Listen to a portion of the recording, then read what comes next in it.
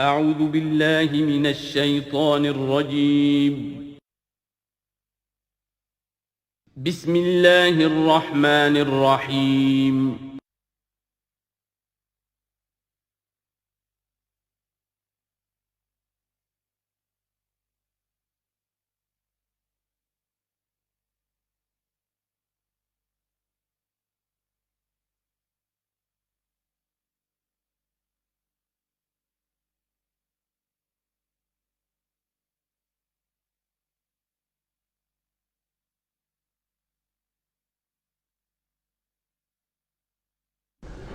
نحمده ونصلي على رسوله الكريم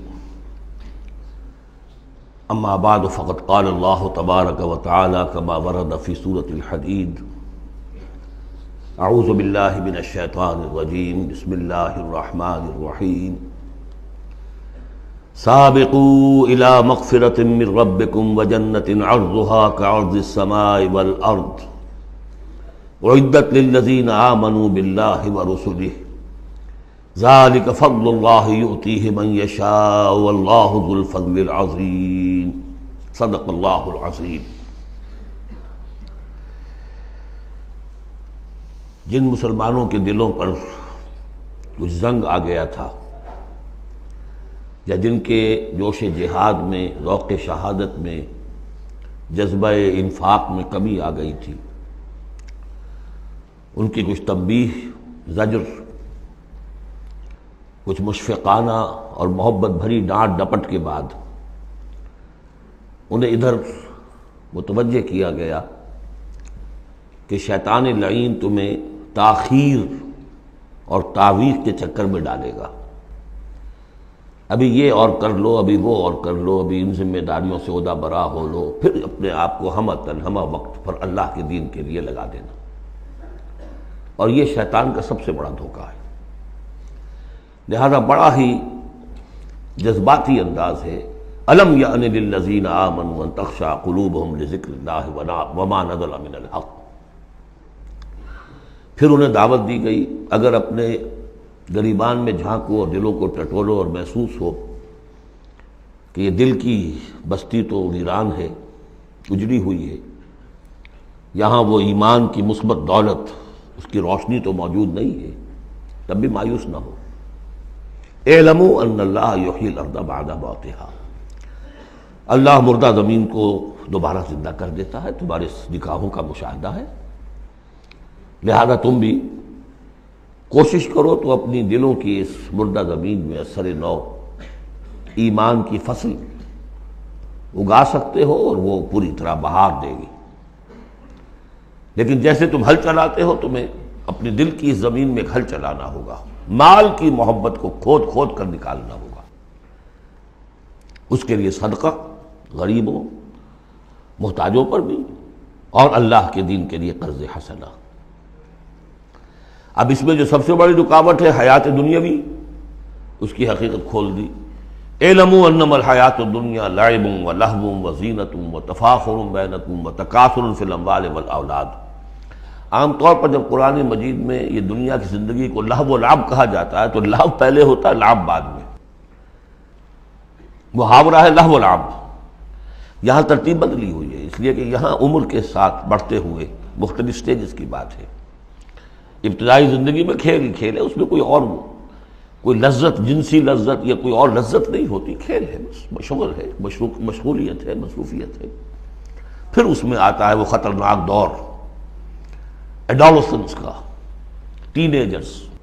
اب معاملہ جو ہے بگڑنا شروع ہوتا ہے، لعب کے ساتھ لہو بھی، اور پھر اسی مرحلے پر زینت اور زیبائش۔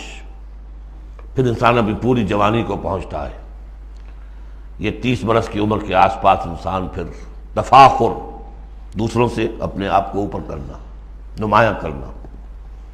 اس کے بعد ذرا عمر ڈھلنے لگتی ہے تو آدمی بڑا ہی حقیقت پسند ہو جاتا ہے، واقعیت پسند، ریئلسٹک۔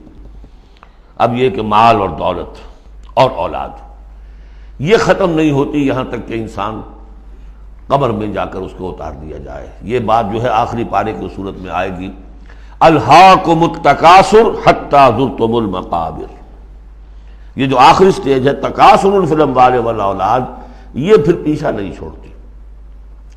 چاہے کسی کے پاس اتنی دولت ہو کہ 5 نسلیں 6 نسلیں پیٹ بھر کر کھا سکتی ہیں، پھر بھی حوث حل من مزید، حل من مزید، مزید کے لیے۔ چاہے پاؤں جو ہے ظاہری طور پر بھی نظر آ رہا ہے کہ قبر کے اندر لٹکا کے بیٹھا ہوا ہے بڈھا یہ، لیکن مال کی حوث، دولت کی حوث یہ کبھی ختم نہیں ہوتی۔ الہاکم التکاثر حتی زرتم المقابر۔ اب یہ سارے حقائق واضح کرنے کے بعد اب پکارا جا رہا ہے سابقوا الی مغفرۃ من ربکم، مسابقت کرو ایک دوسرے سے، آگے نکلو، بھاگو، دوڑو، جیسے تم دنیا میں مسابقت کر رہے ہو۔ اس کے ہاں یہ آ گیا، میرے ہاں کیوں نہ ہو؟ اس کے ہاں اتنا بڑا ٹی وی آ گیا، میرے ہاں کیوں نہ ہو؟ میرے بچے کیا کریں گے؟ جائیں گے وہاں دیکھیں گے، اور میں تو انفیورٹی کمپلیکس پیدا ہو جائے گا، فلاں ہو جائے گا، یہ ہو جائے گا۔ تو تم مسابقت کر رہے ہو دنیا میں، ہے جستجو کہ خوب سے ہے خوب تر کہاں؟ تو یہ مسابقت تمہیں دنیا میں نہیں، دین میں کرو، جنت کے حصول کے لیے کرو۔ سابقوا الی مغفرۃ من ربکم، ایک دوسرے سے آگے نکلو، مسابقت کرو، دوڑ لگاؤ، کس چیز کی طرف؟ اپنے رب کی مغفرت کے حصول کے لیے اور اس جنت کے حصول کے لیے۔ ارضھا کعرض السماء والارض، جس کا پھیلاؤ ہوگا جو آسمان اور زمین کا ہے۔ بعض جگہ پر سماوات بھی آیا ہے۔ میرا گمان یہ ہے واللہ عالم کہ جو پہلی جنت بنے گی، نزل جس کو کہا گیا، وہ تو اسی زمین پر ہوگی، لیکن پھر اب مراتب کے اعتبار سے جیسے کہا گیا کافروں کے لیے آسمان کے دروازے نہیں کھولے جائیں گے، لیکن اہل ایمان کے لیے یہ دروازے کھلیں گے۔ یہ جو ارب گیلیکسیز ہیں، اور ہر گیلیکسیز میں کتنے سولر سسٹم ہوں گے، اور کتنے سولر سسٹم میں کتنی زمینیں ہوں گی، اتنی ایسی زمین بھی تو ہوگی نا جیسی بالکل ہماری زمین ہے، ہر سولر سسٹم میں ہوگی۔ سورج سے اتنے ہی فاصلے پر، اپنے سورج سے اتنے ہی فاصلے پر جتنے فاصلے پر کہ ہماری زمین ہے۔ یہ ساری جو اللہ نے تیار کر رکھی کس کے لیے؟ یہ ہے کہ جو اہل جنت کے لیے، وہاں جانے کے لیے ہمیں کوئی راکٹس کی ضرورت نہیں ہوگی، اللہ تعالیٰ لے کر جائے گا، جیسے کہ جبرائیل آتے ہیں 7ویں آسمان سے زمین پر آتے ہیں۔ محمد رسول اللہ ایک مرتبہ زمین سے 7ویں آسمان پر ہو آئے ہیں، ہم بھی جائیں گے انشاءاللہ، جو بھی ہم میں سے کچھ نصیب ہوگا۔ کون کون سے؟ یہ جنت کا پھیلاؤ ہے پورے آسمانوں اور زمین کے برابر۔ اعدت للذین آمنوا باللہ ورسلہ، وہ تیار کی گئی ہے، سنواری گئی ہے، فرنش کی گئی ہے۔ اعداد کہتے ہیں کسی چیز کے لیے کسی چیز کو تیار کرنا، استعداد اسی سے بنا ہے۔ فلاں میں بڑی استعداد ہے، اعداد باب افعال ہے، تیار کی گئی ہے، سنواری گئی ہے، فرنش کی گئی ہے، ڈیکوریٹ کی گئی ہے۔ وَعِدَّتْ لِلَّذِينَ آمَنُوا بِاللَّهِ وَرُسُلِهِ، ان کے لیے جو ایمان لائے اللہ پر اور اس کے رسولوں پر۔ اور ذَلِكَ فَضْلُ اللَّهِ يُؤْتِيهِ مَن يَشَاءُ، یہ اللہ کا فضل ہوگا، جس کو بھی چاہے گا دے گا۔ وَاللَّهُ ذُو الْفَضْلِ الْعَظِيمِ، اللہ بڑے فضل والا ہے۔ اب ایک اور رکاوٹ جو ہوتی ہے اس راستے پر چلنے میں، راستہ یہ کیا ہے؟ اس کی ہدف آگے آ جائے گا، جہاد اور قتال اور انفاق کس کام کے لیے ہے، یہ اس سورہ مبارکہ کا کلائمیکس ہوگا جو آگے آئے گا۔ لیکن ایک اور رکاوٹ جو آتی ہے، یہ تکلیف آ جائے گی، یہ مصیبت آ جائے گی، یہ مسئلہ پیدا ہو جائے گا، یہ مشکل ہو جائے گی، یہ سارے خوف۔ وَلَنَبْلُوَنَّكُمْ بِشَيْءٍ مِّنَ الْخَوْفِ وَالْجُوعِ وَنَقْصٍ مِّنَ الْأَمْوَالِ وَالْأَنفُسِ وَالثَّمَرَاتِ لَتُبْلَوُنَّ فِي أَنفُسِكُمْ وَأَمْوَالِكُمْ وَلَتَسْمَعُنَّ مِنَ الَّذِينَ أُوتُوا الْكِتَابَ مِن قَبْلِكُمْ وَالَّذِينَ أَشْرَكُوا أَذًى كَثِيرًا، آزمایا تو جائے گا۔ اب اس کے لیے بتایا کہ ایک بہت بڑا نسخہ دیا جا رہا ہے، ما اصاب من مصیبت فی الارض ولا فی انفسکم، نہیں پڑتی کوئی پڑنے والی کوئی تکلیف، کوئی مصیبت، کوئی آزمائش، کوئی رنج دہ چیز، تکلیف دہ ہے، مگر الا فی کتاب من قبل ان نبرأ، چاہے وہ مصیبت تمہاری اپنی جان پر ہو یا پوری زمین پر ہو۔ وہ بڑے پیمانے پر آیا، سیلاب آیا، زلزلہ آ گیا، ایک انسان کی اپنی ذاتی زندگی میں آیا، ایکسیڈنٹ کے اندر مجروح ہو گیا، کسی بیماری میں مبتلا ہو گیا۔ ما اصاب من مصیبت فی الارض ولا فی انفسکم الا فی کتاب من قبل ان نبرأ، وہ ایک کتاب میں درج ہے اس سے پہلے کہ ہم اسے ظاہر کریں۔ ان ذالک علی اللہ یسیر، یہ اللہ پر بہت آسان ہے۔ اللہ کا علم جو ہے اتنا محیط ہے ما کانا و ما یکون کو، کہ جو کچھ ہونا ہے اس کے علم میں تو پہلے سے موجود ہے۔ تو تم اسے بڑا عجیب سمجھو گے، بہت مشکل سمجھو گے، اللہ پر یہ آسان ہے۔ یہ بات تمہیں کیوں بتا دی گئی؟ اس کا ایک نتیجہ نکلنا چاہیے، لِكَيْ لَا تَأْسَوْا عَلَىٰ مَا فَاتَكُمْ، تم افسوس نہ کیا کرو، مایوس نہ ہو جایا کرو اس چیز پر جو تمہارے ہاتھ سے جاتی رہے۔ حوادث سے، دنیا سے کوئی چیز اگر ہاتھ سے نکل گئی، موقع ہاتھ سے نکل گیا، اب بیٹھے ہیں پچھتا رہے ہیں، پیچ و تاب کھا رہے ہیں، میں اگر اس وقت یہ کام نہ کرتا، سیدھا چلا جاتا تو میرا کام بن جاتا، یہ نہ ہوتا، اس نے یہ کام رکاوٹ نہ ڈالی ہوتی تو یہ میرا کام بن جاتا، سوائے وہ پیچ و تاب کے کچھ حاصل نہیں۔ اور جسے یقین ہے کہ یہ ہونا ہی نہیں تھا میرے لیے، اللہ تعالیٰ کی طرف سے یہ شے طے نہیں تھی، بس بات ختم ہو گئی، اور اس کے میرے ہاتھ سے نکل جانے ہی میں کوئی خیر ہے۔ عسیٰ ان تحبوا شیئا وہو شر لکم وعسیٰ ان تکرہوا شیئا وہو خیر لکم واللہ یعلم وانتم لا تعلمون۔ میں تو جانتا نہیں، اللہ جانتا ہے۔ ما اصاب من مصیبۃ فی الارض ولا فی انفسکم الا فی کتاب من قبل ان نبرأہا ان ذلک علی اللہ یسیر لکی لا تأسوا علی ما فاتکم ولا تفرحوا بما آتاکم۔ جو کچھ اللہ تمہیں دے دے اس پر اترایا مت کرو، اس لیے کہ وہ بھی آزمائش ہے، جو دیا ہے تمہیں اس میں آزمائش ہے، اس کو اکاؤنٹ فار کرنا پڑے گا، وہ لائبلٹی ہے۔ آپ کو معلوم ہے بیلنس شیٹ جب بنتی ہے تو جو کیپٹل ہوتا ہے وہ لائبلٹیز کے کھاتے میں آتا ہے۔ اتنا مال تھا تمہارے پاس، اب بتاؤ نا کیا کیا تم نے اس میں؟ تو اللہ جو کچھ دیتا ہے وہ لائبلٹی ہے، اس کو اکاؤنٹ فار کرنا ہوگا قیامت کے دن۔ تمہیں اتنا مال دیا تھا میں نے، تم نے کیا کیا؟ تمہیں اتنی ذہانت میں نے دی تھی، تم نے کہاں لگائی؟ یہ صلاحیتیں میں نے دی تھی، کہاں خرچ کی؟ دنیا بنانے میں یا آخرت بنانے میں؟ باطل کے نظام کی چاکری کرنے میں؟ IMF کی سروس ہو رہی ہے، اتنے ملین روپے تنخواہ مل رہی ہے، ٹھیک ہے، چاکری کس کی ہو رہی ہے؟ کس کے نظام کو چلا رہے ہو؟ کس کی رتھ میں گھوڑے بن کر جتے ہوئے ہو؟ غور کرنے کی بات ہے۔ بڑا ہمیں فخر ہوتا ہے فلاں شخص ورلڈ بینک کے اتنے عہدے پر پہنچ گیا، ہمارا عزیز اور ہمارا۔ کس کی چاکری ہو رہی ہے؟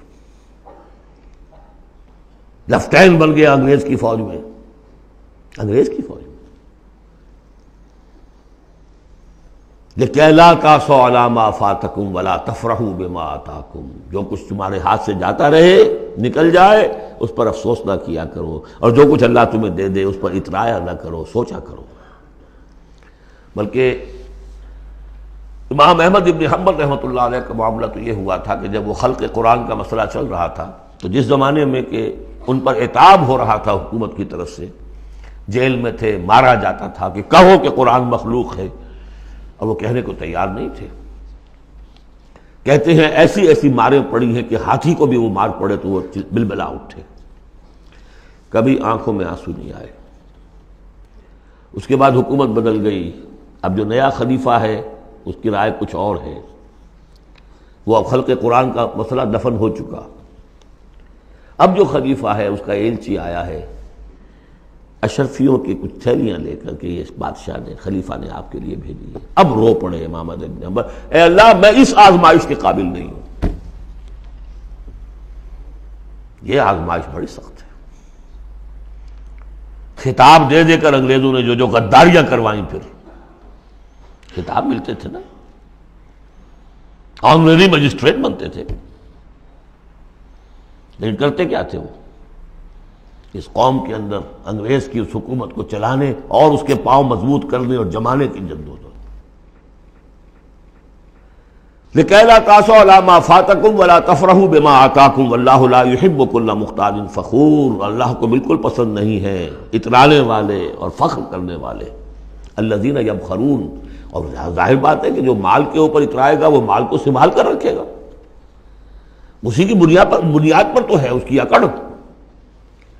الذین یبخلون ویامرون الناس بالبخل، جو خود بھی بخل سے کام لیتے ہیں اور لوگوں کو بھی بخل کا مشورہ دیتے ہیں کہ میاں ذرا ہاتھ روک کے رکھو، کیا کر رہے ہو؟ تم نے دونوں ہاتھ کھلے چھوڑ دیے ہیں، پتہ نہیں ہے تمہارے ہاں 4 بیٹیاں بھی ہیں، ان کے ہاتھ پیلے کرنے ہیں کہ نہیں؟ کہاں تم اللہ کے لیے اور اللہ کے دین کے لیے سب کچھ خرچ کرنے کے در پہ ہو گئے ہو؟ وَمَنْ يَتَوَلَّ فَإِنَّ اللَّهَ هُوَ الْغَنِيُّ الْحَمِيدُ، اور جو کوئی رخ پھیر لے گا، منہ موڑ لے گا، تو اللہ تعالیٰ تو غنی ہے اور حمید ہے، اسے کسی کے احتیاج نہیں ہے، وہ ستودہ صفات ہے۔ اب آ گیا ہے کلائمیکس اس سورہ کا. یہ آج کے ہم مسلمانوں کے لیے قرآن مجید کی اہم ترین آیت ہے. دین کا کانسیپٹ ہمارا کیا ہے؟ حکومت انگریز کی ہوتی رہے، ہمیں کیا نمازیں پڑھنی، روزے رکھنے ہیں. بہت بڑے عالم نے انگریز کے دور میں کہا تھا ہمیں کوئی ایسا کام نہیں کرنا چاہیے جس سے انگریزوں کو، ہمارے حاکموں کو تشویش ہو، اس لیے کہ انہوں نے ہمیں مذہبی آزادی دی ہوئی ہے. ہمیں وہ روکتے ہی نہیں، نمازیں پڑھو، داڑھیاں رکھو، روزے رکھو، حج کرو، انگریز روکتا نہیں.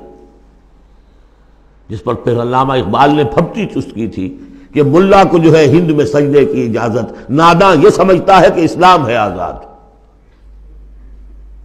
اسلام کہاں آزاد ہے؟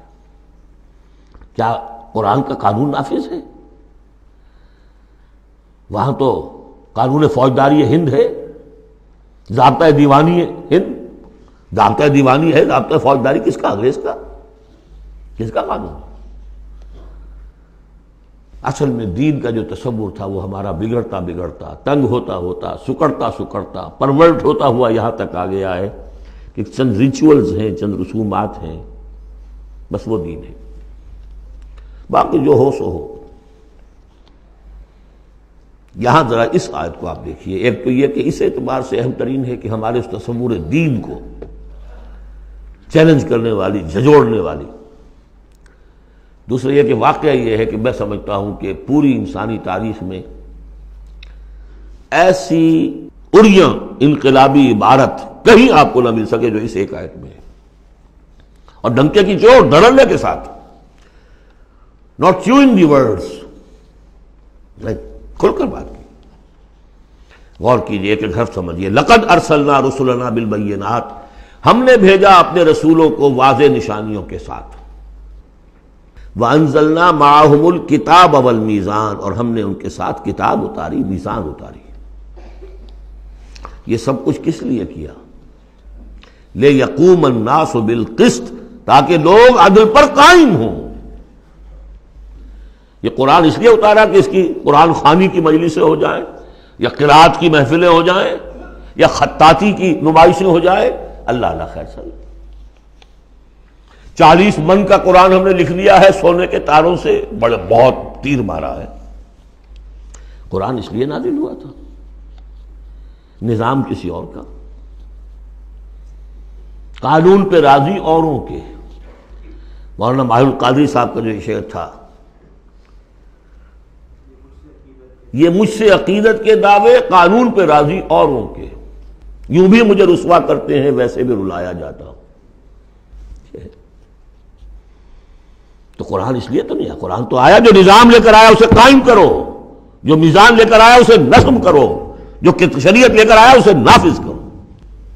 اگر یہ نہیں تو بابا پھر سب کہانیاں، عمرے کرتے رہو ہر سال، باقی سارا دھندا سودی کاروبار، دین جو ہے، بلڈنگیں بناؤ، عیش کرو. ہاں عمرہ کراؤ. گنگا نہا آیا جیسے ہندو پاک ہو گیا، ایسے عمرہ جو ہے کرائے پاک صاف ہو گیا. یہ ہے آپ کا دین، آج کا دین. غور کر لیجیے اس کو. نظام عدل و قسط. پھر ذرا نوٹ کیجئے، اب تو چونکہ ہم ترجمہ قرآن کرتے ہوئے کہاں تک، آخر تک پہنچ گئے. آل عمران میں فرمایا اللہ کیا ہے؟ قائما بالقسط. سورہ نساء میں فرمایا مسلمانوں تمہیں کس لیے ہم نے اٹھایا ہے؟ یا ایھا الذین آمنوا کونوا قوامین بالقسط شہداء للہ. عدل و انصاف کو قائم کرنے والے بن کر کھڑے ہو. سورہ مائدہ میں فرمایا یا ایھا الذین آمنوا کونوا قوامین للہ شہداء بالقسط. پھر سورہ شورى تو ابھی پڑھی ہم نے، زیادہ دور نہیں ہوئی. حضور سے کہا گیا کہ کہہ دو وَأُمِرْتُ لِأَعْدِلَ بَيْنَكُمْ، مجھے حکم ہوا ہے تمہارے مابین عدل قائم کروں. میں صرف واعظ کہنے نہیں آیا. اللہ الذی انزل الکتاب بالحق والمیزان، یہ بھی آیت سورہ شورى میں ہم پڑھ چکے ہیں. وہی کتاب اور میزان کا لفظ یہاں بھی آ گیا ہے. لقد ارسلنا رسلنا بالبینات وانزلنا معهم الکتاب والمیزان لیقوم الناس بالقسط. یہ عدل جو قرآن لے کر آیا، یہ نظام عدل ہے، عدل و قسط ہے، اسے نافذ کرو. پھر وہ ہم پڑھ چکے سورہ مائدہ میں، قُلْ يَا أَهْلَ الْكِتَابِ لَسْتُمْ عَلَىٰ شَيْءٍ حَتَّىٰ تُقِیمُوا التَّوْرَاةَ وَالْإِنجِیلَ وَمَا أُنزِلَ إِلَیْکُم مِّن رَّبِّکُم، کہہ دیجئے نبی ان سے، اے کتاب والو تمہاری کوئی حیثیت نہیں ہے جب تک کہ تم قائم نہیں کرتے تورات کو اور انجیل کو اور جو کچھ تمہارے اوپر نازل کیا گیا تمہارے رب کی طرف سے۔ یاد ہوگا کہ میں نے کہا تھا یہاں لفظ قرآن رکھ کر دیکھیے، قُلْ يَا أَهْلَ الْقُرْآنِ لَسْتُمْ عَلَىٰ شَيْءٍ حَتَّىٰ تُقِیمُوا الْقُرْآنَ وَمَا أُنزِلَ إِلَیْکُم مِّن رَّبِّکُم، اے قرآن والو تمہاری کوئی حیثیت نہیں ہے،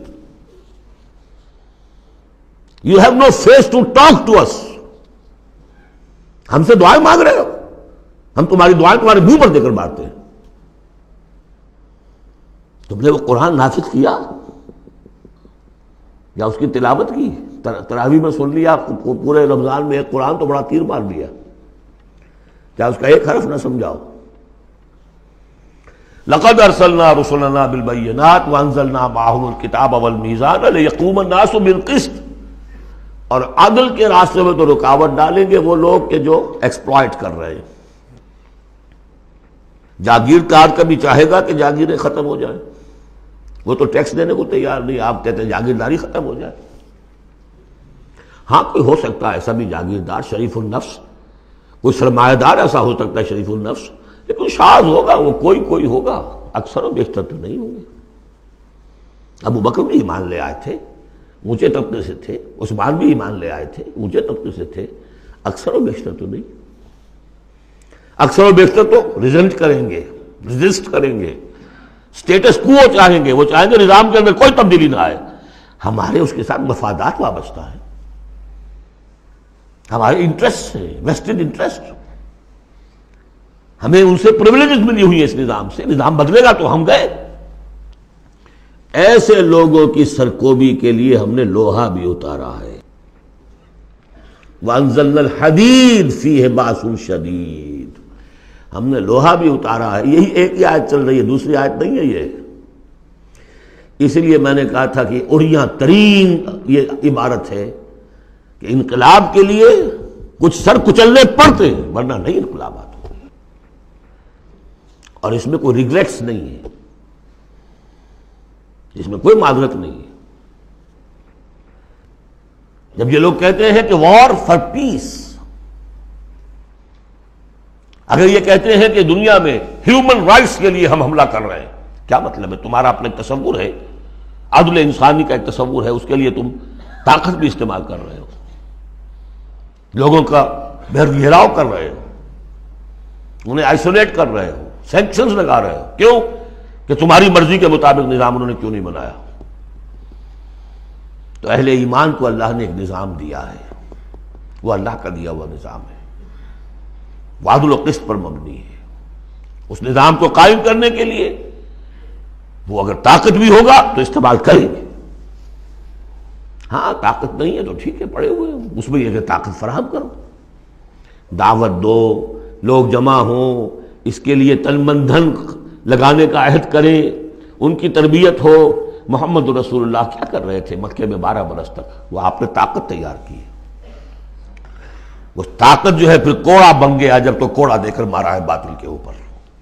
بل نقذف بالحق علی الباطل فیدمغہ، ہم باطل کے اوپر حق کو مارتے ہیں جو اس کا بھیجا نکال دیتا ہے۔ فاذا ہوا زاہق، یہی ہوا۔ لیکن اس دوران میں، اس پروسیس میں اہل ایمان کو جانیں دینی پڑیں گی، تکلیفیں جھیلنی ہوں گی، گھر بار چھوڑنے ہوں گے، جان و مال کے نقصانات برداشت کرنے ہوں گے۔ یہ ہے انقلابی عمل۔ وَأَنزَلْنَا الْحَدِيدَ فِيهِ بَأْسٌ شَدِيدٌ، ہم نے اتارا لوہا، اس میں بڑی جنگ کی صلاحیت ہے، ہتھیار بنتا ہے۔ وَمَنَافِعُ لِلنَّاسِ، لوگوں کے لیے کچھ اور منفعت بھی ہے۔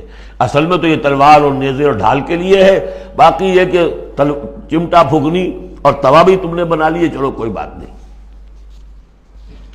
اب تو وہ چمٹا پھونکنی اور توے کا دور بھی گزر گیا۔ وَلِيَعْلَمَ اللَّهُ مَن يَنصُرُهُ وَرُسُلَهُ بِالْغَيْبِ، اللہ دیکھنا چاہتا ہے کہ کون ہے اس کے وہ وفادار بندے جو لوہے کی طاقت کو ہاتھ میں لے کر اللہ کی اور اس کے رسولوں کی مدد کرتے ہیں غیب میں ہونے کے باوجود۔ دین اللہ کا ہے، اور اسے غالب کرنے کے لیے جو اللہ کے بندے میدان میں آ گئے گویا کہ وہ اللہ کے مددگار ہیں۔ یا ایھا الذین آمنوا کونوا انصار اللہ۔ اگرچہ دین نافذ کرنا قائم کرنا فرض منصبی محمد رسول اللہ کا ہے، هو الذی ارسل رسولہ بالہدی ودین الحق لیظہرہ علی الدین کلہ، جو ان کے انصار بن گئے، مددگار بن گئے، وہ اللہ کے مددگار، رسول کے مددگار۔ یہ مضمون جب آئے گا ابھی نکھر کر، اور اس ایک آیت کی شرح سمجھ لیجئے کہ جو سورہ صف میں آئے گی، اس لیے کہ یہ جو آیا ہے وہ یہ جمع کا صیغہ ہے، لقد ارسلنا رسلنا بالبینات، رسولوں کو بھیجا، اور تین چیزیں دے کر بھیجا، بینات، کتاب اور میزان۔ لقد ارسلنا رسلنا بالبینات ایک، وانزلنا معهم الکتاب نمبر 2، والمیزان نمبر 3، تاکہ عدل پر قائم ہو۔ حضور کے بارے میں اب آیت آئی، هو الذی ارسل رسولہ بالہدی ودین الحق، دو چیزیں دے کر بھیجا، تیسری نہیں۔ کیا مطلب؟ بینات اور الہدا ایک ہو گئے ہیں، کتاب اور معجزہ ایک ہو گئے، یہ قرآن ہی معجزہ ہے محمد رسول اللہ صلی اللہ علیہ وسلم کا۔ ریڈیوس ہو کر تین چیزیں محمد کے معاملے میں صلی اللہ علیہ وسلم دو رہ گئی ہیں۔ الہدا، اسی میں قانون ہے، کتاب ہے، اور یہی معجزہ ہے، محمد رسول اللہ کا معجزہ یہ ہے۔ ہاں، میزان مکمل ہو کر دین حق کی شکل اختیار کر چکی ہے، میزان عدل و قسط، اب دین حق۔ هو الذی ارسل رسولہ بالہدی ودین الحق لیظہرہ علی الدین کلہ ولو کرہ المشرکون۔ یہ سورہ صف کی مرکزی آیت ہے جو آگے آ جائے گی۔ لقد ارسلنا رسلنا بالبینات وانزلنا معهم الکتاب والمیزان لیقوم الناس بالقسط وانزلنا الحدید فیہ بأس شدید ومنافع للناس ولیعلم اللہ من ینصرہ ورسلہ بالغیب ان اللہ قوی عزیز۔ یہ سورہ مبارکہ جو ہے ایک اعتبار سے مضمون تدریجاً ترقی کرتا ہوا کلائمیکس پر پہنچ گیا ہے، آیت نمبر 25 پر جو ہم نے پڑھ لی۔ اب ایک سمجھیے ضمیمہ ہے اس میں، کبھی میں پہلے اینٹی کلائمیکس کا لفظ استعمال کرتا رہا، وہ مناسب نہیں ہے، ضمیمہ ہے۔ ضمیمہ کیا ہے؟ شیطان نے ایک اور چال چلی، جن لوگوں کے دلوں میں اللہ کی، رسول کی محبت بہت ہو گئی، آخرت کی طلب بھی ہو گئی، اور حقیقی ایمان اور صحیح جذبات، اس کا رخ موڑ دیا رہبانیت کی طرف۔ جاؤ خوب نفلیں پڑھو، خوب تپسیاں کرو، خوب عبادتیں کرو، دنیا کو چھوڑو، تاکہ دنیا میں ننگا ناچ ناچوں، اور جو اللہ کے ماننے والے ہیں وہ جا کر گپھاؤں میں اور پہاڑوں کی چوٹیوں پر اور غاروں میں جا کر تپسیاں کریں۔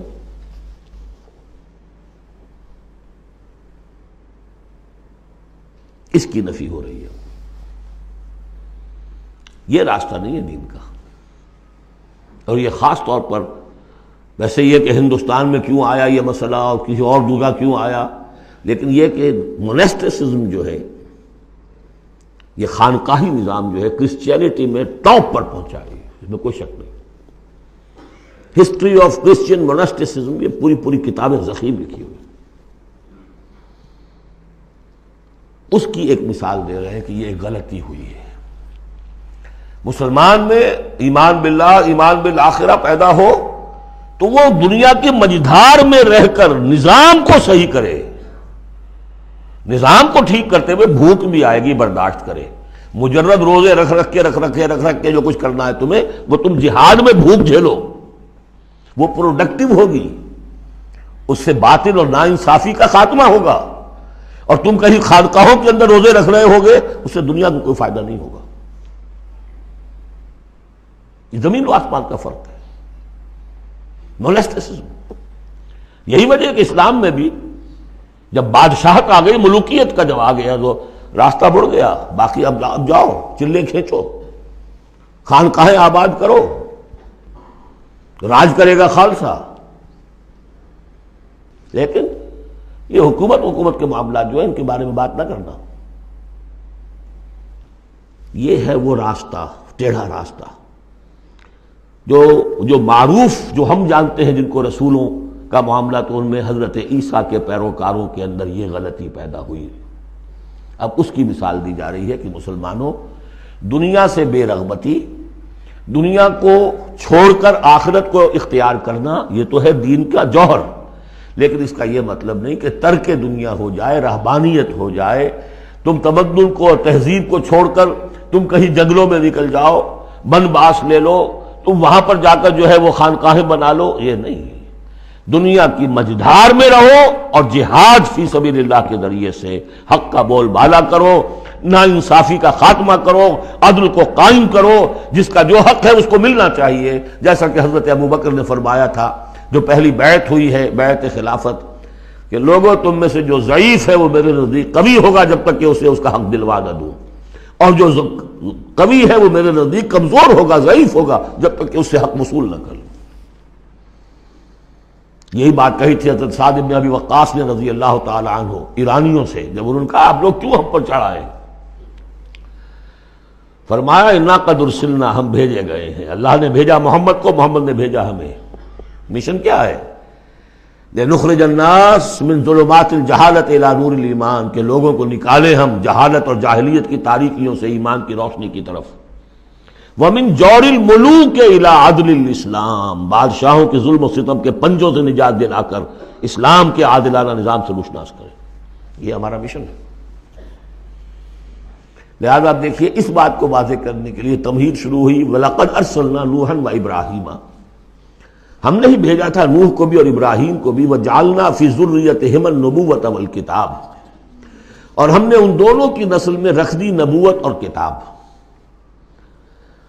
حضرت نوح کی بات ظاہر بات ہے کہ ان کی نسل ہی چلی ہے، لہذا نبوت بھی ان کی نسل میں چلی، لیکن ان کی نسل حضرت سام کی نسل بھی ہے، حضرت حام کی نسل بھی ہے، حضرت یافس کی نسل بھی ہے، تو یقیناً حضرت نوح اور حضرت ابراہیم کے مابین تو انبیاء اور رسل تینوں نسلوں میں آئے، حام کی نسل میں بھی، یافس کی نسل میں بھی، سام کی نسل میں بھی۔ قرآن مجید میں صرف سامی رسولوں کا تذکرہ ہے، البتہ ابراہیم کے بعد پھر جو آئے ہیں وہ حضرت ابراہیم کی نسل میں آئے ہیں، اور حضرت ابراہیم بھی چونکہ اب سے تقریباً 5000 برس قبل کے ہیں، اور ان کی اولاد کہاں کہاں تک گئی ہے یہ بالکل اپنی جگہ پر ایک تحقیق کا موضوع ہے، لیکن نبی ان کے بعد آئے ہیں ان کی نسل میں۔ وَلَقَدْ أَرْسَلْنَا نُوحًا وَإِبْرَاهِيمَ وَجَعَلْنَا فِي ذُرِّيَّتِهِمَا النُّبُوَّةَ وَالْكِتَابَ فَمِنْهُم مُّهْتَدٍ وَكَثِيرٌ مِّنْهُمْ فَاسِقُونَ، اب ان کی نسل کے اندر بہت سے ہیں ہدایت یافتہ بھی ہیں، لیکن بہت سے کثیر جو ہے وہ فاسق ہیں۔ یہ تمہید ہے کس بات کے لیے؟ ثُمَّ قَفَّيْنَا عَلَىٰ آثَارِهِم بِرُسُلِنَا وَقَفَّيْنَا بِعِیسَىٰ ابْنِ مَرْیَم، پھر ہم نے بھیجے ان کے پیچھے ان کے نقش قدم پر، آثارہم برسلنا، اپنے بہت سے رسول، وقفینا بعیسیٰ ابن مریم، اور پھر ہم نے بھیجا عیسیٰ ابن مریم کو۔ عیسیٰ ابن مریم کے تذکرے کے لیے یہ ساری تمہید ہے۔ وآتیناہ الانجیل، اور اسے ہم نے انجیل عطا فرمائی حضرت عیسیٰ ابن مریم کو۔ وجعلنا فی قلوب الذین اتبعوہ رأفۃ ورحمہ، اور ہم نے رکھ دیا، پیدا کر دیا ان لوگوں کے دل میں جنہوں نے اس کی پیروی کی، بڑی نرمی اور رحمت، رافت اور رحمت۔ رافت کہتے ہیں اس کو کہ کسی کو تکلیف میں دیکھ کر آپ تڑپ اٹھیں، یہ رافت ہے، اور رحمت یہ ہے کہ آپ اب اس کے لیے، اس تکلیف کے ازالے کے لیے کوئی کوشش کریں۔ گویا کہ یہ ایک، جیسے کہ ہمارے ہاں وہ ریفلیکس ایکشن کا ایک سرکل ہے، ادھر کسی چیونٹی نے کاٹا، اس کا سارا تصور جو ہے یہاں پہنچ گیا دماغ میں، کسی چیز نے کاٹا، فوراً وہاں سے حکم آیا اور جو مسلز ہیں ان کو حکم ہوا اور ہاتھ جو ہم نے کھینچ لیا، انسٹنٹینیسلی یہ شے ہوتی ہے۔ اسی طریقے سے کسی کو دیکھا تکلیف میں اور خنجر چلے کسی پہ، تڑپتے ہیں ہم امیر، سارے جہاں کا درد ہمارے جگر میں ہے، اگر یہ شکل پیدا ہو جائے تو پھر آدمی اس کے نتیجے میں پھر جو بھی کچھ کر سکتا ہے کرتا ہے اس کے لیے۔ تو رافت اور رحمت یہ گویا کہ کمپلیمنٹری ہے۔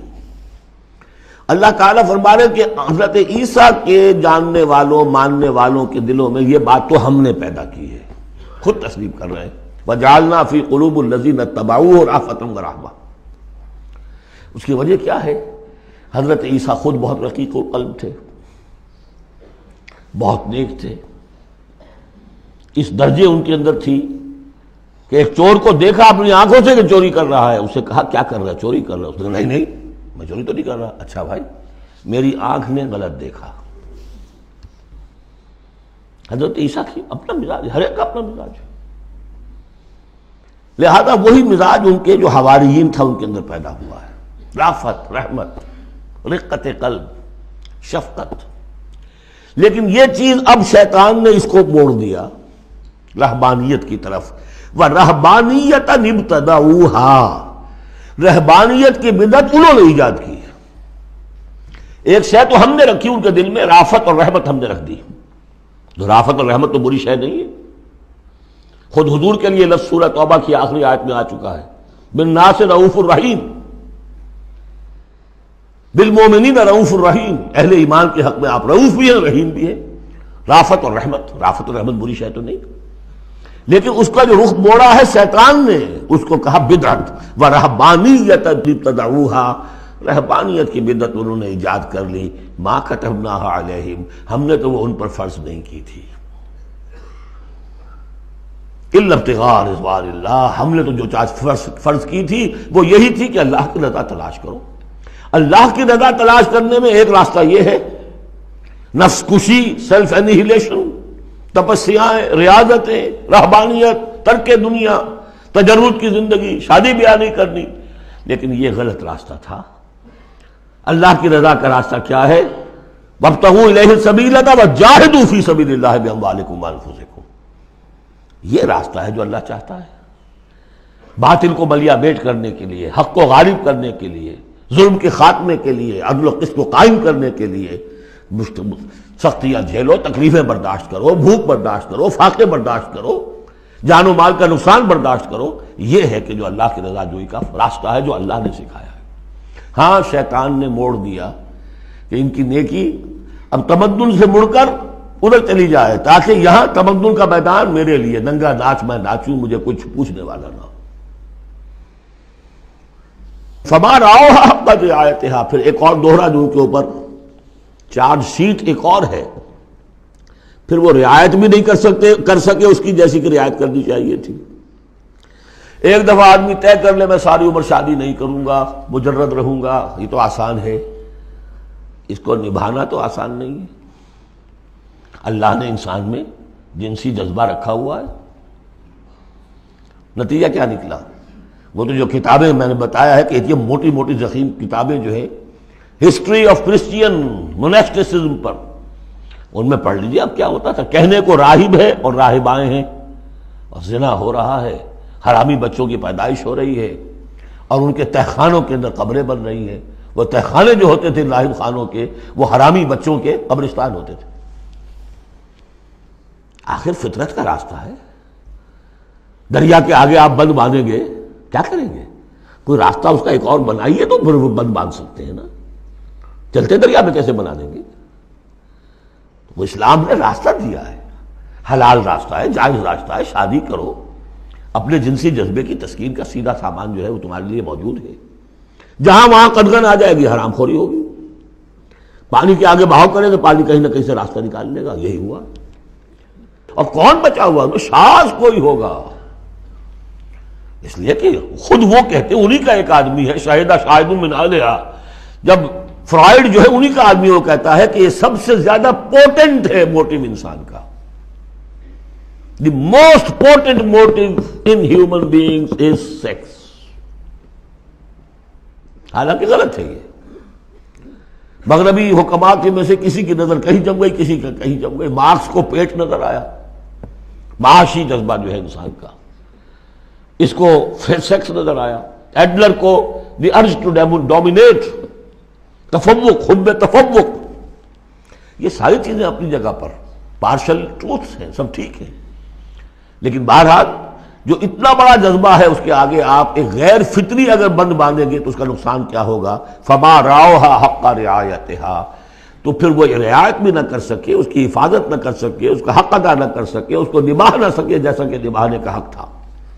فآتینا الذین آمنوا منہم اجرہم، تو ان میں سے جو لوگ ایمان لے آئے، یعنی یہ کہ جو بھی مسلمان ہو گئے، یہ بھی مانی ہے، یا اپنے اپنے زمانے میں حضور صلی اللہ علیہ وسلم سے کی بعثت سے پہلے جو لوگ بھی تھے صاحب ایمان، ان میں ان کے لیے ان کا اجر ہے، وَكَثِيرٌ مِّنْهُمْ فَاسِقُونَ، لیکن ان کی بھی اب اکثریت جو ہے فاسقوں پر مشتمل ہے۔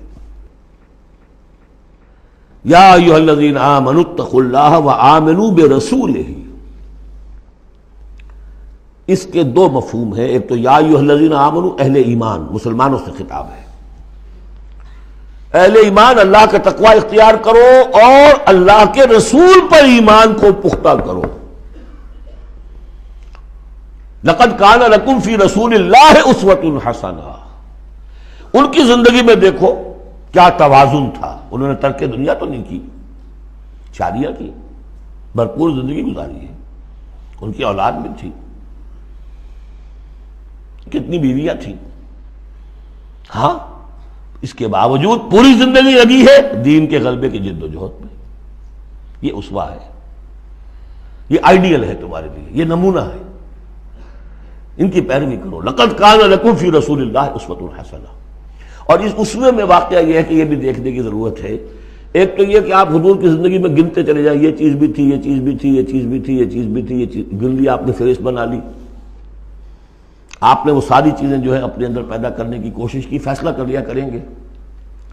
لیکن اگر یہ حماقت آپ نے کر دی کہ دیکھا نہیں کہ ان مختلف چیزوں کے مابین ریشیو پروپورشن کتنا تھا، اصل شہر ریشیو پروپورشن، ایک چیز کتنی تھی، دوسری کتنی تھی، تیسری کتنی تھی، اگر ریشیو پروپورشن ڈسٹرب ہو جائے گا تو اس وقت تو ختم ہو جائے گا۔ جیسے نسخے کے اندر 4 دوائیں ہیں، ایک تولہ بھر ہے، ایک ماشا بھر ہے، ایک فرض کیجیے چھٹانگ بھر ہے، اور آپ نے وہ چھٹانگ والے کو تولہ کر دیا، تولے کو چھٹانگ کر دیا، تو نسخہ شفا کے بجائے نسخہ ہلاکت بن جائے گا۔ تو محض یہ ثابت کر دینا، یہ ثابت ہے، فلاں حدیث سے ثابت ہے، یہ ایک بات ہے، صحیح ہے، لیکن یہ دیکھیے کہ حضور کا مجموعی جو طرز عمل ہے، آپ کا جو رویہ ہے، زندگی جو آپ نے گزاری ہے، اس میں ٹائم ایلوکیشن کیا تھا، اس میں ریسورسز کی ایلوکیشن کدھر تھی، اس میں اب پرائرٹیز کس کو تھی، کیا چیز جو تھی وہ پرائمری تھی، کیا سیکنڈری تھی، اگر یہ چیزیں بھی ملحوظ نہ رکھی گئیں تو وہ اسوہ نہیں رہے گا، وہ کچھ اور بن جائے گا۔ لہذا یہاں زور جو ہے وہ آمنوا برسولہ، اور ایک بات یہ ہے کہ یہاں پر اہل کتاب کو بھی خطاب کیا جا رہا ہے کہ ان میں سے بھی جن لوگوں کے دلوں کے اندر ابھی کوئی رمق تھی ایمان کی، سابقہ ایمان کی، ان کو پکار کر کہا جا رہا ہے یا ایھا الذین آمنوا اتقوا اللہ وآمنوا برسولہ، اللہ کو تو تم مانتے ہو پہلے سے، اس کا تقوی اختیار کرو، اب تمہارے لیے بڑا امتحان یہ کہ اس رسول پر بھی ایمان لاؤ، اور اگر تم اس رسول پر بھی ایمان لاؤ گے یؤتکم کفلین من رحمتہ، تمہیں دوہرا دے گا اپنی رحمت میں سے حصہ۔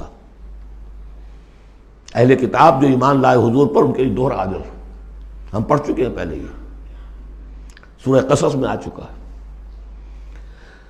وَيَجْعَلْ لَكُمْ نُورًا تَمْشُونَ بِهِ، اب یہ دونوں کو کور کرے گا۔ اگر تم نے رسول پر ایمان پختہ رکھا، اسی لیے جو میں زور دیتا ہوں کہ منہج انقلاب نبوی تلاش کیجئے آپ، حضور نے کیسے انقلاب برپا کیا، محض اقامت دین کی جد و جہد کے لیے تن من دھن لگا دینا، یہ پہلا قدم ہے۔ اللہ مجھے اور آپ کو توفیق دے کہ ہم اس کا فیصلہ کریں، پھر مرحلہ آئے گا کس طریقے پر کریں۔ وہ منہج اگر انقلاب نبوی کا نہیں ہے، خلاف پیمبر کسے راہ گزید کہ ہرگز بمنزل نہ خواہد رسید، اگر پیغمبر کے راستے سے ہٹ کر کوئی راستہ اختیار کیا کبھی منزل تک نہیں پہنچ سکو گے۔ لہذا آمنوا برسولہ، جتنا یقین ہوگا کہ جائیں جاست، آپ کو معلوم ہے جہاں ذرا گمان ہوتا ہے کہ یہاں تیل ہے، کروڑ ارب روپیہ جو ہے وہ وہاں پہ ڈرلنگ کے اندر، تلاش کے اندر لگا دیتے ہیں کہ نہیں، یقین ہو کہ جائیں جاست، اصل شے ہے سیرت محمدی صلی اللہ علیہ وسلم، اصل شے ہے طریق محمدی صلی اللہ علیہ وسلم، منہج و منہاج محمدی صلی اللہ علیہ وسلم۔ وَلِكُلٍّ جَعَلْنَا مِنْكُمْ شِرْعَةً وَمِنْهَاجًا، ہم نے تم میں سے سب کے لیے علیحدہ علیحدہ شریعتیں، علیحدہ علیحدہ منہاج بنائے ہیں۔ منہاج محمدی کیا ہے، اس کو تلاش کرو اور اس کو اختیار کرو۔ یا ایھا الذین آمنوا اتقوا اللہ وآمنوا برسولہ یؤتکم کفلین من رحمتہ ویجعل لکم نورا تمشون بہ ویغفر لکم واللہ غفور رحیم۔ اور بخش دے گا۔ پھر اس راستے پر آدمی چل پڑے، رخ سیدھا کر لے، بحیثیت مجموعی زندگی صحیح رخ پر آ گئی تو خطا تو ہو جائے گی کبھی نہ کبھی، کہیں پاؤں پھسل جاتا ہے آدمی کا، اٹھتا ہے توبہ کرتا ہے۔ انما التوبۃ علی اللہ للذین آمنوا للذین یعملون السوء بجہالۃ ثم یتوبون من قریب واللہ غفور الرحیم، اللہ جو ہے وہ غفور الرحیم ہے۔ تو میں نے جو اس آیت کا مفہوم بیان کیا آپ کے سامنے کہ اس میں خطاب کا رخ جو ہے اہل کتاب کی طرف بھی ہے، اس سے اگلی آیت جو ہے بہت کھل جاتی ہے۔ لئلا یعلم اہل الکتاب الا یقدرون علی شیء من فضل اللہ، جن کے سامنے یہ پہلو نہیں آیا اس آیت میں، انہیں یہاں کہنا پڑا کہ یہاں لئلا میں لا زائد ہے، مراد لکے لا یعلم۔ اگر تو وہ آیت صرف مسلمانوں سے خطاب کر رہی ہے تو انہوں نے ترجمہ کیا تاکہ اہل کتاب کو اچھی طرح معلوم ہو جائے کہ اب انہیں کوئی قدرت حاصل نہیں ہے اللہ کے فضل پر، کوئی حصہ حاصل نہیں کر سکتے اللہ کے فضل میں سے۔ میں نے جو دوسرا رخ بیان کیا ہے اس سے سمجھیے تاکہ نہ سمجھے اہل کتاب کہ اب ان کے لیے اللہ کے فضل کے حصول کا کوئی راستہ نہیں رہا، راستہ ہے، اب بھی ہے، کھلا ہے، آؤ محمد کے قدموں میں آؤ، آؤ قرآن کی طرف آؤ۔ جیسے سورہ بنی اسرائیل میں ہم نے پڑھا تھا عسیٰ ربکم ان یرحمکم وان عدتم عدنا وجعلنا جہنم للکافرین حصیرا، اب بھی تمہارا رب تم پر رحمت کرنے کے لیے تیار ہے۔ تم تھے لاڈلے تھے، اس میں کوئی شک نہیں، اب تم راضِ درگاہ ہو گئے ہو اپنے طرز عمل کی وجہ سے، اپنے کردار کی وجہ سے، لیکن اب بھی تمہارا رب تم پر رحمت فرمانے کے لیے آمادہ ہے۔ عسیٰ ربکم ان یرحمکم وان عدتم عدنا۔ اور اگلی آیت کیا ہے؟ ان ھذا القرآن یہدی للتی ہی اقوم، رحمت خداوندی کا شاہ درا اب یہ قرآن ہے، یہاں سے داخل ہو۔ یہاں بھی وہی فرمایا جا رہا ہے اب بھی فضل کا راستہ کھلا ہے تمہارے لیے، اللہ کا فضل جو ہے ابھی کھلا ہے، آؤ لئلا یعلم اہل الکتاب، تاکہ نہ یہ سمجھیں اہل کتاب اللہ یقدرون علی شیء من فضل اللہ، کہ اب تو فضل اللہ کے فضل میں سے ان کے لیے کچھ بھی حاصل کرنا ممکن نہیں۔ وَأَنَّ الْفَضْلَ بِيَدِ اللَّهِ يُؤْتِيهِ مَن يَشَاءُ، فضل اللہ کے ہاتھ میں ہے، وہ جس کو چاہتا ہے دیتا ہے۔ وَاللَّهُ ذُو الْفَضْلِ الْعَظِيمِ، اور اللہ بہت بڑے فضل والا ہے۔ سورۃ المجادلہ، یہاں پہ ایک نوٹ کر لیجئے کہ ان میں مسبحات کی ترتیب اس طرح ہے، ایک مسبحات میں سے ام المسبحات سورہ حدید، پھر ایک ہے بغیر مسبح تسبیح کے، پھر ایک صورت آئے گی پھر مسبحات میں سے سورہ حشر، پھر ممتحنہ آ جائے گی بغیر تسبیح کے، پھر ان 10 صورتوں کے اندر جو اہم ترین جوڑا ہے مرکز ان کا وہ سورہ صف اور سورہ جمعہ دونوں مسبحات سے شروع ہوں گی، پھر ایک خالی، پھر مسبحات میں سے تغابن، پھر دونوں ایک جوڑا ہے کہ جو بغیر مسبحات کے ہیں، سورہ طلاق اور سورہ تحریم۔ مرکز کیا ہے ان کا 10 میں سے؟ 4 ادھر 4 ادھر، درمیان میں سورہ صف، سورہ جمعہ۔ یہ سورہ مبارکہ جو ہے، اب اس کا اصل مضمون کیا ہے وہ پہلے سمجھ لیجئے پھر ہم شروع کرتے ہیں۔ اس میں شروع میں تو ایک ضمنی طور پر سمجھیے معاشرتی معاملات میں سے، آئلی قوانین میں سے خاص بات ہے جس کے لیے یہاں 4 آیتیں غالباً آئی ہیں۔ اس کے بعد جو سورہ حدید کا مرکزی مضمون تھا اللہ کا دیا ہوا نظام عدل و قسط قائم کرنا، اب ظاہر بات ہے کہ اس کی جد و جہد کے لیے ایک حزب اللہ درکار ہے۔ ایک آدمی تو یہ کام نہیں کر سکتا، ایک آدمی کر سکتا تو حضرت موسیٰ علیہ السلام پر وہ حسرت کیوں طاری ہوتی ہے جب پوری قوم نے جواب دے دیا تھا فَاذْهَبْ أَنْتَ وَرَبُّكَ فَقَاتِلَا إِنَّا هَاهُنَا قَاعِدُونَ۔ ایک نہیں 4 تھے، وہ حضرت موسیٰ بھی تھے، حضرت ہارون بھی تھے۔ رب انی لا املک الا نفسی واخی فافرق بیننا وبین القوم الفاسقین، یاد ہے یا نہیں؟ پھر 2 اور تھے، پھر ان کے یوشع ابن نون بھی تھے اور کالب بن یفنہ بھی تھے، 4 تھے، لیکن 4 سے تو نہیں ہوتا، جماعت چاہیے نظام کو بدلنے کے لیے، باطل کو کہ جڑ کو اکھیڑنے کے لیے۔ وہ جماعت جو ہے حزب اللہ کہلاتی ہے، لیکن ظاہر بات ہے شیطان بھی بیٹھا نہیں رہے گا، it is not going to take it lying down۔ ٹھیک ہے، آپ کو واک اوور دے دے گا، جائیے جی آپ چلا اپنا دین حق قائم کر لیجیے۔ شیطان اور شیطان کا لاؤ لشکر، اس کے چیلے چانٹے، اس کے ایجنٹ، وہ ہے حزب الشیطان۔ اس سورہ مبارکہ میں اب حزب اللہ اور حزب الشیطان کا تقابل آئے گا، اور حزب اللہ کے کارکنوں کو کچھ ہدایات دی جا رہی ہیں کہ یہ شیطان تمہارے اندر بھی رکھنے پیدا کرنا چاہتا ہے، کس طریقے سے اس کو روکو۔ جیسے سورہ حجرات میں ہم نے دیکھا، تمسخر ایک دوسرے کا نہ کرو، ایک دوسرے کی غیبت نہ کرو، سوء ظن سے کام نہ لو، وہ یاد ہے، کسی کے نام چڑھانے والے نہ رکھ لو، وہ ساری ہدایات۔ کسی افواہ کے اوپر فوراً اقدام نہ کر لو، اگر کوئی فاسق کوئی خبر لے کر آئے تحقیق کرو پھر کوئی اقدام کرو۔ یہ ساری ہدایت کس لیے؟ آج دو مسلمان لڑ پڑے تو صلح کراؤ، تاکہ وہ حزب اللہ مضبوط رہے، مستحکم رہے۔ یہ نیکی کی قوت ہے، نیکی کی طاقت ہے، یہ طاقت مضبوط ہوگی تو نیکی کے لیے امکان ہوگا کہ اس کا غلبہ ہو، اور وہ قوت جو ہے نیکی کی حامل قوت، وہ اگر کمزور ہو گئی تو پھر جو باطل ہے وہ ڈنکا بجائے گا۔ یہ ہے اس سورہ مبارکہ کا مضمون۔ پہلے آگے ہے ایک معاملہ خاندانی آئلی قوانین میں۔ بسم اللہ الرحمن الرحیم، قد سمع اللہ قول التی تجادلک فی زوجہا۔ یہ زہار ایک کہلاتا ہے شریعت کی روح سے، اور عرب میں یہ رواج تھا۔ ایک تو طلاق ہوتی ہے، شوہر نے بیوی کو طلاق دی، اب طلاق کی مختلف قسمیں ہوں گی، وہاں ہم بھی پڑھ چکے ہیں کون کون سی قسمیں ہیں۔ طلاق رجعی ہے، طلاق بائن ہے، طلاق مغلظ ہے، وغیرہ وغیرہ۔ ایک اور ان کے ہاں اس کے پیرالل چیز تھی، بالکل بہت غصے میں آیا شوہر کہ تم تو میرے لیے میری ماں کی طرح ہو، بس ختم۔ اب قیامت تک وہ اس کے لیے حلال نہیں ہو سکتی، وہ اس کے لیے حلالہ بھی کوئی نہیں۔ طلاق مغلظ کے لیے تو پھر بھی کوئی حلالہ ہے، اس کے لیے حلالہ بھی نہیں تھا۔ یا کہہ دیا ماں کی پیٹھ کی طرح ہو، ماں کے جسم کے کسی حصے سے تشبیہ دے دی، اب تو تم میرے لیے تو میری ماں کے فلاں چیز کی طرح ہو، گویا کہ اب میں تمہارے ساتھ کوئی تعلق نہیں رکھ سکتا۔ مستقل جدائی ہو گئی، اس کو زہار کہتے ہیں۔ یہ واقعہ پیش آ گیا، صحابہ میں سے ایک صاحب تھے اوس بن ثابت، انہوں نے اپنی بیوی خولہ بنت ثعلبہ کے ساتھ زہار کیا، بچے تھے چھوٹے چھوٹے۔ وہ آئی روتی پیٹتی حضور کے پاس کہ حضور یہ کر دیا اوس نے، میں کیا کروں گی، اب یہ میرے چھوٹے چھوٹے بچے ہیں، یہ رل جائیں گے۔ حضور نے کہا میں تو میرے پاس تو کوئی ابھی قرآن میں کوئی حکم نہیں آیا ہے، میں کیا بتاؤں تمہیں، جب تک کہ قرآن کی طرف سے وحی نہ آئے میں کچھ نہیں بتا سکتا۔ وہ چیخ رہی ہے، حضور سوچئے تو صحیح میں کروں کیا، کہاں جاؤں، ان بچوں کو لے کر کہاں جاؤں میں، یہ ہلاک ہو جائیں گے بچے۔ اور پھر کبھی کہے اے اللہ بھیج جلدی سے کوئی میرے لیے راستہ بھیج۔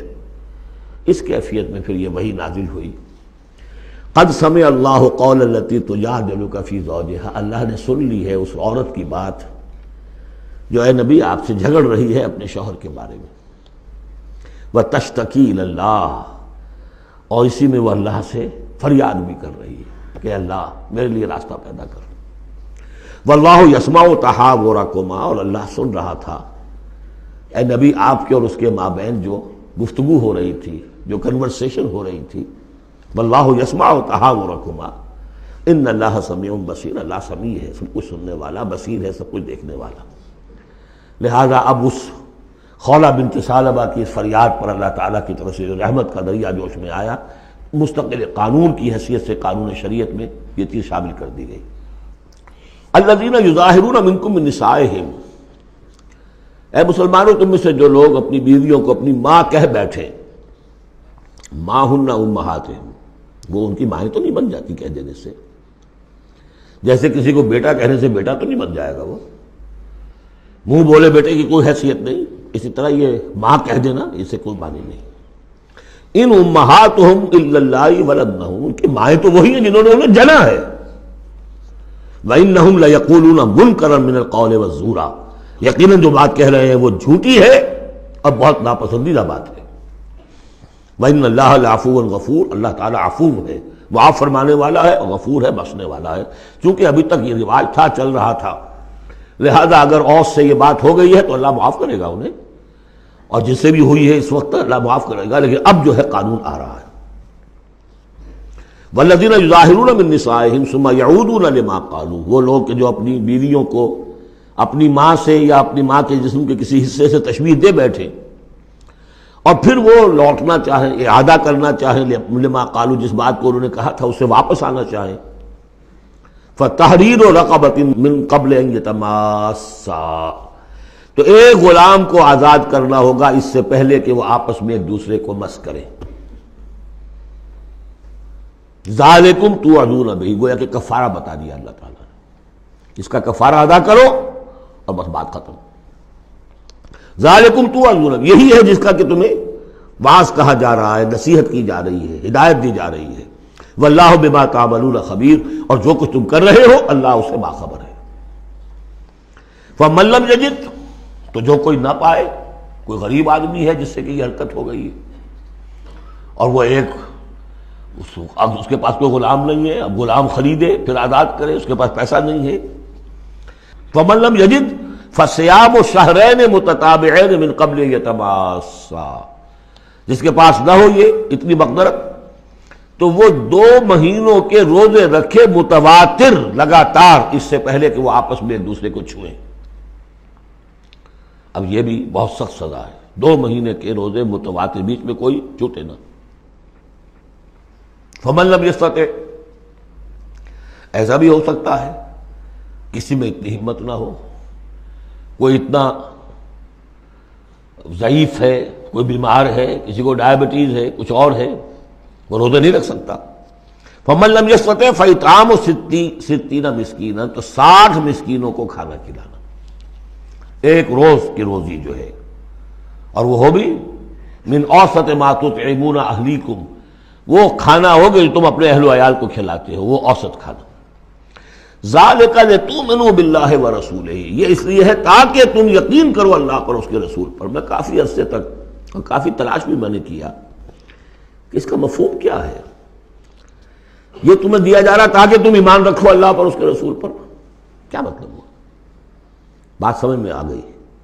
واقعہ یہ کہ جب کوئی شخص کفارہ ادا کرتے ہوئے یہ سختی جھیلتا ہے اس خیال کے ساتھ کہ اللہ کا قانون ہے، تو اس کے ایمان میں اضافہ ہوتا ہے، یقین بڑھے گا، اس کو مشقت کر رہا ہے.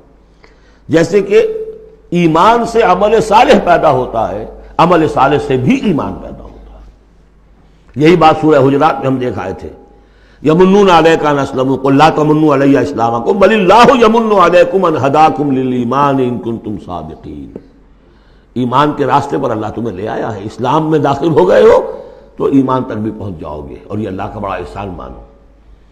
تو فرمایا ذالک لتؤمنوا باللہ ورسولہ، یہ اس لیے ہے تاکہ تم ایمان پوری طرح تمہارے اندر ایمان اور راسخ ہو جائے اللہ پر اور اس کے رسول پر. وتلک حدود اللہ، یہ اللہ کی حدود ہے.